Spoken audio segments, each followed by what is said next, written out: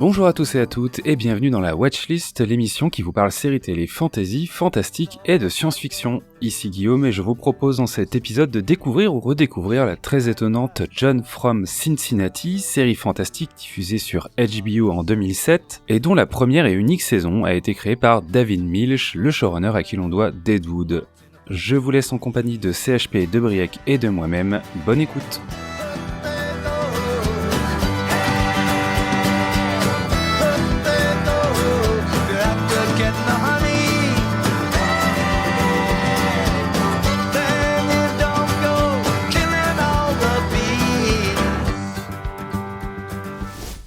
Alors déjà, regardez le générique de cette série, qui est un de mes génériques préférés d'HBO. Vraiment très très joli générique. Alors pour parler un peu de John from Cincinnati, il faut se mettre faut se retourner à la réunion où on a proposé le projet à David Milch. Donc imaginez, David Milch, on vient de lui annuler Deadwood. Et il raconte, les mecs d'HBO qui arrivent, alors bon, on a annulé, mais franchement, qu'est-ce que c'était bien, on t'adore, on va faire d'autres trucs avec toi et tout.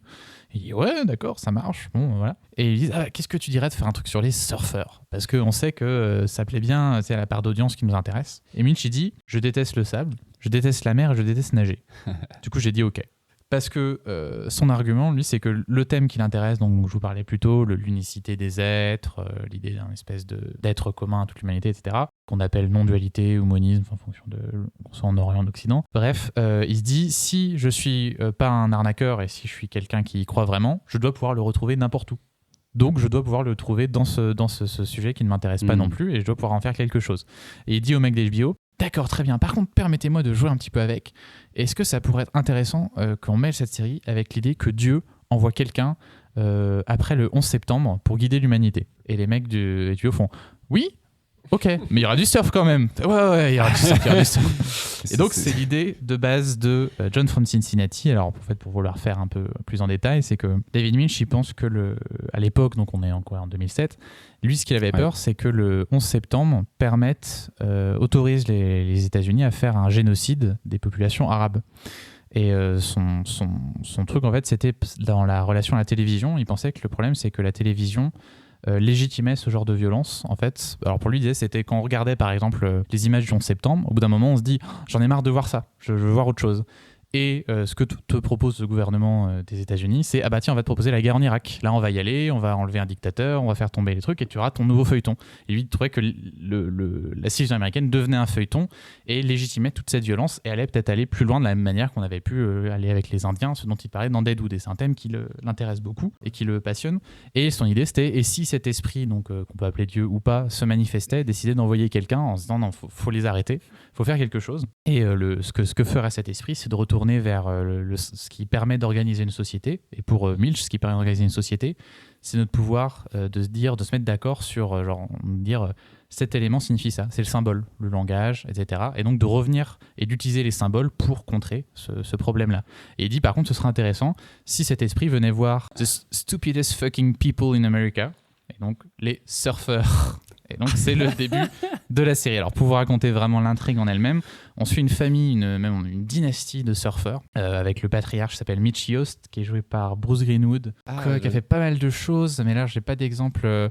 Le Capitaine Pike dans les Star Trek de J.J. Abrams, voilà, référence, qui donc lui est à la retraite depuis une blessure et qui a du mal à faire du surf, ou alors le fait un peu en privé parce qu'il sent qu'il est plus au niveau. Ah oui, gros second couteau. Voilà, c'est un second couteau qu'on voit un peu partout mais qui n'a jamais un gros rôle.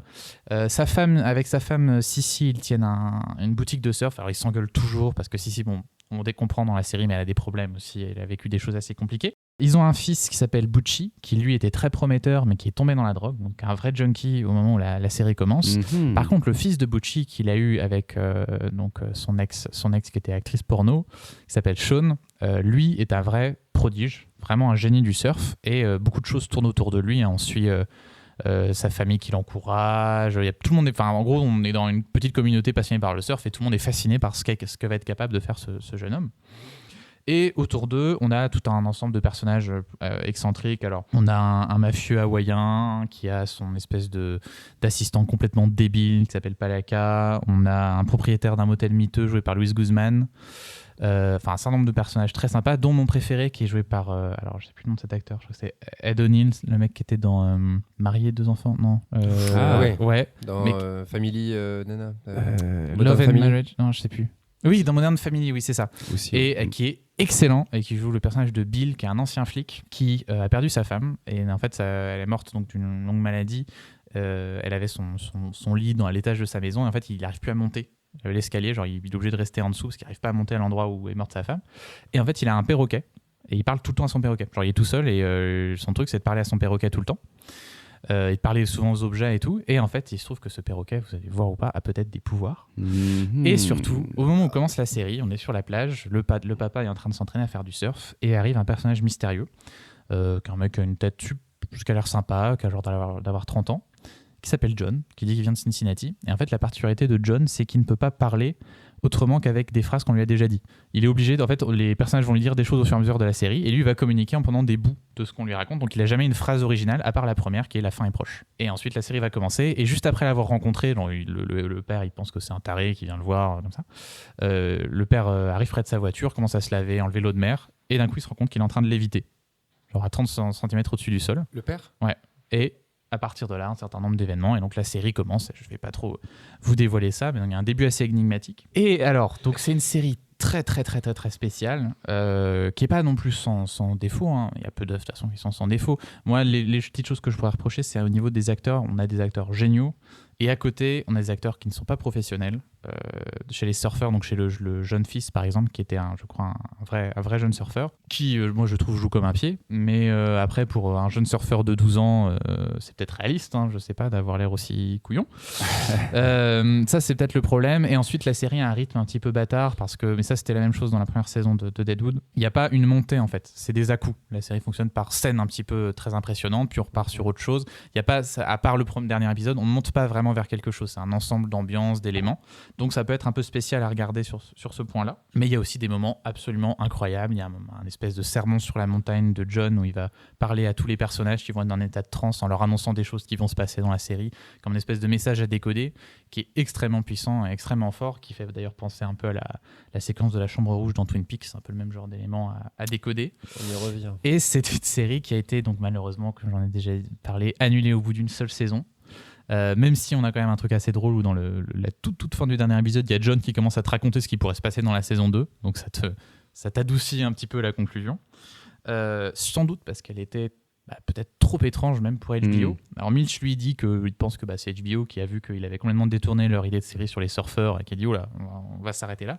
Moi je pense que c'est juste qu'une série qui est anti-commerciale, dans le sens où toutes les œuvres, donc de toute façon qu'on voit à la télévision, sont commerciales. Le but c'est de faire de l'argent, c'est de payer les gens, mais anti-commerciale dans le sens où elle est invendable cette série. Elle ne ressemble à rien d'autre. C'est pas un genre, ça mélange tellement de choses, de styles, de rythmes que tu pouvais même. Enfin, c'est un miracle qu'on ait eu 10 épisodes. C'est pas une série à prestige comme HBO était en train de développer sa marque autour de ça, Les Sopranos, Dose, The Wire. C'est pas du tout ce genre de série, c'est complètement fou. Et il faut se dire que la seule série fantastique qu'avait fait HBO à l'époque, c'était Carnival. Et on était encore 5 ans avant Game of Thrones. Donc c'était encore très spécial pour eux. D'autant que Milch, c'est quelqu'un, comme j'ai dit, qui est complètement incontrôlable, qui improvise sa série. Et là, c'était encore le cas sur John from Cincinnati, au point que l'acteur qui joue John disait je pense que David, il est fou. Hein. Je pense qu'il est cliniquement fou. Il disait qu'ils avaient le credo des alcooliques anonymes sur le tournage. Je disais c'est à chaque jour suffit sa peine. Genre on verra ce qui se passe aujourd'hui, on se prend pas la tête, on verra ce qu'il invente. Et ce qu'il faut comprendre aussi, c'est que Milch, il a un intérêt à faire croire qu'il est fou et à improviser, c'est que du coup personne ne lit ses scénarios, donc personne ne peut lui dire non tu ne peux pas faire ça. C'est-à-dire que là il garde un contrôle total sur ce qui se passe et donc quand c'est tourné quoi. Alors, ils peuvent toujours couper quelque chose, mais à un moment il faudra laisser ce qu'il a voulu faire. Donc c'était aussi sa technique pour garder le contrôle sur sa série. Mais la vraie malédiction de la série, c'est la date de diffusion de son pilote. Ah oui. Parce qu'elle est diffusée juste après la fin des Sopranos. Voilà, c'était l'épisode passé après la fin des Sopranos. Donc, pour ceux qui ne l'ont pas vu, on va pas spoiler, mais quand tu finis les Sopranos et qu'après tu enchaînes sur ça, le décalage devait être très gros. C'est pas. J'ai fait une dépression. Après. Voilà, donc les gens n'étaient. Ah non, c'est vrai. Les gens n'étaient pas prêts. Et... J'ai pas pu regarder cette série. Je ne mens pas. Ah non. C'était vraiment pas la. Souffler du nez. Je n'accepte pas. C'était vraiment pas la série à proposer pour prendre la relève des Sopranos, quoi. C'était pas du tout le but. Ça faisait un peu contre-pied quand même. Je pense tu vois, bêtement, je fais lire avec Game of Thrones et Tchernobyl, tu vois. C'est ça, mais du coup, on propose autre chose, on part sur autre la chose. série, elle a perdu tout le monde et donc les gens n'ont pas du tout accroché. Et pas d'acteurs, tu vois, j'ai le casting sous les yeux, d'avoir leur visage. Il y a Luc Perry aussi, il y a Luc Perry, oui, c'est vrai. Qui nous a quittés récemment. Qui est bien. Louis Guzman, enfin il y a beaucoup de second couteau. Pas de second rôle, de second couteau, c'est un truc plus précis. Il y a Willie Garson, ça ne vous évoque rien, mais si je vous dis peut-être, si vous connaissez, dans Sex and the City, le meilleur ami gay de Carrie, son nom m'échappe à l'instant, mais tu connais tous ces visages, tu vois. C'est ça. C'est souvent des gens avec qui il a travaillé, parce qu'il à part Luc Perry, j'aurais pas mis un nom. Louis Guzman peut-être, mais les autres, tu vois, c'est que des visages que tu connais mais que tu mets pas, et c'est pas vendable, quoi. C'est ça. Surtout l'étranger. C'est très compliqué à vendre. Sur quelle chaîne française tu veux mettre ça? Je sais en pas. 2007. Je sais même pas si c'est peut-être passé en France, mais ah ouais, je ne sais pas du tout. Quelle chaîne va mettre ça? Mais en tout cas, voilà, c'est une série, c'est vraiment du jamais vu. Moi, c'est un chef-d'œuvre imparfait, mais ça reste un chef-d'œuvre, vraiment quelque chose à avoir vu. Et c'est une des séries, en fait, étrangement les plus proches de Twin Peaks, mais pas du tout dans le côté référence ou ambiance. Mais en fait, c'est une série qui fonctionne vraiment, pour ceux qui ont vu les premières saisons de Twin Peaks, de la même manière au niveau narratif. C'est très très proche. Et ça peut s'expliquer peut-être par le fait que David Milch, il a commencé sur les Suite Blues comme Mark Frost de Twin Peaks avait commencé. Il n'y a pas vraiment de série qu'on pourrait comparer à justement, sur Allociné, il y a une catégorie séries similaires. Alors vraiment... j'allais faire des propositions. Ah vas-y, si tu veux les bonnes. Deux choses. Déjà, il y a ce qui est très étrange, c'est que le comportement de John, avec ce côté capable seulement de répéter des choses, qu'on lui a dit, fait énormément penser à ce qu'on a eu dans la saison 3 de Twin Peaks, parce qu'on a un personnage, je ne vais pas spoiler, mais qui s'appelle Doogie, qui ne peut parler que comme ça. C'est même un élément très important de la saison. Et moi, je me souviens quand la saison est passée, j'étais vraiment putain, mais c'est John from Cincinnati, c'est dingue. Et j'ai des choses comme ça dans ma vie. Par contre, une série qui ressemble en étant quand même très différente, mais qui a un petit quelque chose de John from Cincinnati, peut-être le fait que ça se passe en Californie, qu'il y a des petits éléments un petit peu fantastiques, etc. C'est une série qui s'appelle Lodge 49, qui a été diffusée par AMC. La première saison est sur Amazon Prime, je crois, en France. Et c'est une série très très très sympa, et avec un héros surfeur également. Le nom Lodge 49, et qui est un espèce de mélange étrange entre The Big Lebowski et un livre de Thomas Pynchon. Et c'est une très bonne série, pas aussi bien que John from Cincinnati, mais très bien, et peut-être ce qui s'en approche le plus, tout en étant quand même très très différent.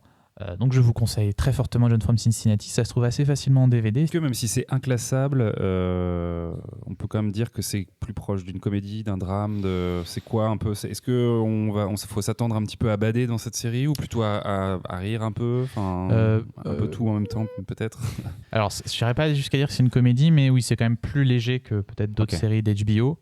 Il y a 2-3 moments un peu durs, il y a des choses, mais c'est pas une série qui va forcément vous déprimer. Moi, quand tu la racontes, ça me fait... Alors, c'est bête parce que je pense qu'il n'y a pas trop de lien, c'est The Leftovers. Tu vois, sur le côté fin du monde, sur le côté paumé, sur le côté décalé un petit peu aussi. C'est ça. Mais alors, pas dans l'humour, c'est pas très peu d'humour dans Leftovers. Beaucoup moins sombre que The Leftovers. Il y a un petit... Dans la folie, en tout cas, des deux séries, on retrouve quelque chose en commun. Il y a un côté un peu, on ose tout, et une espèce de fantastique sans code particulier. C'est du fantastique, c'est pas du fantastique avec des fantômes, des vampires ou des... C'est l'étrange. Voilà, il y a quelque chose il y a autre chose qui se passe. Et il peut y avoir un point commun là-dessus, effectivement. Merci. Et moi, ça me fait penser un petit peu, alors je suis en train de regarder vite fait si chronologiquement on y serait, mais alors pas dans le... On y est presque à 2 ans près, mais pas dans le délire, mais dans le test que HBO peut faire de certaines choses, de Bow to Death. Je sais pas si vous voyez cette série. Si, ouais. On est pareil dans un truc un peu qui est ni drôle ni triste, une espèce dramédie. Ouais, voilà, une espèce d'exploration un petit peu très étrange et très particulière d'un thème, on va dire, mais sans être vraiment dans cette case. Et peut-être qu'HBO à cette période-là, effectivement, testait des choses, ce serait intéressant. C'est un peu, encore une fois, moi je reviens toujours à ça, mais c'est un peu un des héritages de Twin Peaks aussi, d'avoir été une série qui changeait de tonalité et de genre. D'une scène à l'autre, voire même à l'intérieur d'une scène, quelque chose qu'on voyait quand même assez peu jusque-là à la télévision américaine. C'est la fin de cette watchlist consacrée à la série John from Cincinnati. Merci à tous et à toutes de votre écoute. N'hésitez pas à vous abonner à l'émission Spoilers sur votre fournisseur préféré de podcast et à nous mettre 5 étoiles et un petit commentaire si vous en avez l'envie. C'est clairement la meilleure manière de nous soutenir en 2024. Merci à celles et à ceux qui l'ont déjà fait et à bientôt pour de nouvelles watchlists. Salut! Bonus Trax. Une bonne histoire, c'est souvent un bon personnage qui peut échapper à son auteur ou son autrice et même être récupéré par d'autres conteurs et continuer à rencontrer le succès. Comment Cthulhu, Dracula, Wonder Woman ou le Docteur réussissent à devenir des exemples, des archétypes, des légendes. Ce sont à toutes ces questions et bien d'autres qu'on essaie de répondre dans le podcast Au Panthéon des légendes. Avec une équipe d'experts différente à chaque numéro, on décortique l'histoire éditoriale de chacun de ces personnages fictifs ou inspirés de faits réels pour tenter d'expliquer le mythe qui les entoure. Cléopâtre, Gérald de Rive, Morgane la Fée, Elric de Meldibonnet, toutes et tous ont ou auront leur place. Rendez-vous très bientôt au Panthéon des légendes, une émission disponible sur le flux Dommage Collatéral, un podcast du label Bonus.